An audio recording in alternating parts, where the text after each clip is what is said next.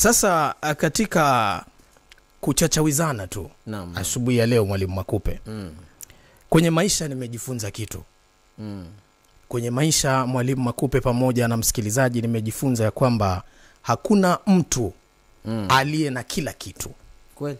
Hakuna mtu aliye na kila kitu. Kweli. Lakini pia hakuna mtu ambaye hana chochote. Hana chochote. Hakuna mtu aliye na kila kitu. Yeah. Lakini pia hakuna mtu ambaye hana chochote.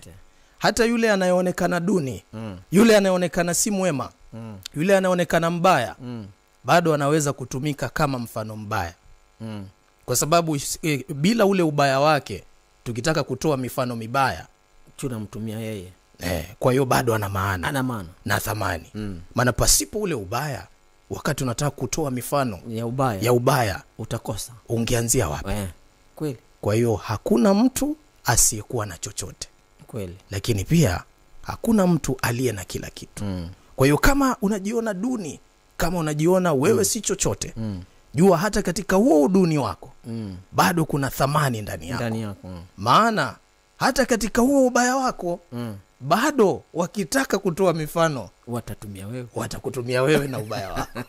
Coco FM 98.9, ladha ya Pwani.